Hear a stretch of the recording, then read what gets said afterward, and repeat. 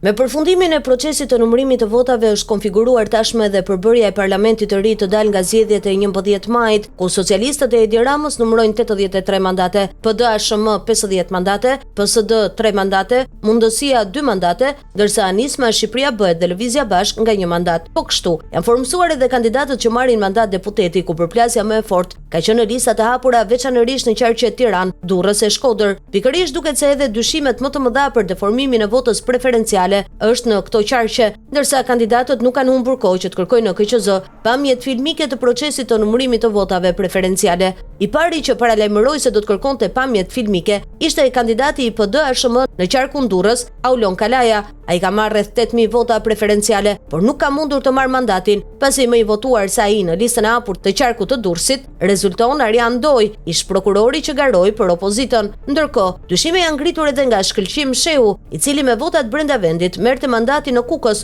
por pas numërimit të votave të diasporës, renditja ndryshoi edhe mandatin e mori Isuf Çela. Gjithashtu, Ilir Ali Mehmeti, kandidati i PD-ASHM në qarkun e Tiranës, ka kërkuar pamjet filmike të numërimit të votave preferenciale, duke ngritur dyshime mbi numëruesit, qofshin përfaqësues të PD, ashtu edhe të palës tjetër socialiste. Altin Goxhaj, një tjetër kandidat i listës së hapur të PD-s në qarkun Tiranë, gjithashtu kërkon pamjet filmike, duke ngritur pretendime se votat e tij kanë avulluar. Duket se dyshimet e Goxhajt kanë lindur pas rezultateve të shpallura në njësinë administrative 9, që përkon me KZAZ-n e vendosur tek shkolla Sami Frashëri. Iliriana Kuçana nga qarku i Durrësit, atje ku kandidonte në listën e hapur të koalicionit PD-ASHM, gjithashtu kërkon pamjet filmike të votave preferenciale. Në anën tjetër, kandidatët e PS-s në qarkun e Dibrës, Blerina Gjulameti dhe Xhemal Qefalia, kërkojnë pamjet filmike të votave preferenciale pasi e shohin veten jashtë parlamentit të ardhshëm, duke humbur përballjet brenda llojit me Ulta Xhaçkën dhe Ronaldo Rakipin. Po kështu, pamjet filmike i ka kërkuar edhe Etilda Gjonaj, një tjetër emër në radhët e socialistëve,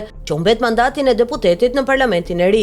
Adnan Shullani dhe Frok Gjini, kandidatët e listës së hapur të PS-s në Shkodër, gjithashtu kanë kërkuar pamjet filmike, duke ngritur dyshime për manipulime votash, ndërsa socialistët në këtë qark kanë marrë 4 mandate. Nga kandidatët e partive të vogla, i vetmi që ka ngritur pretendime është Raimond Dervishi nga koalicioni Euro-Atlantik me drejtues politik Lulzim Basha. Ky koalicion nuk ka mundur të marrë asnjë mandat, por gjithsesi kërkesa është dorëzuar qoftë për votat e subjektit, ashtu edhe për ato preferenciale. Gjithashtu, djathtas 1912 e Enkeleda Libeaj, e cila ishte në koalicion me LZHK-n e Dashamir Shehit, ka kërkuar pamjet filmike nga KQZ për votat e qarkut të Tiranës. Po kështu, demokratët e Sali Berishës pritet të dorëzojnë një seri kërkesash zyrtare lidhur me procesin e numërimit të votave, ashtu si kundër edhe PL, një prej partive të koalicionit PD-ASHM që drejtohej nga Sali Berisha.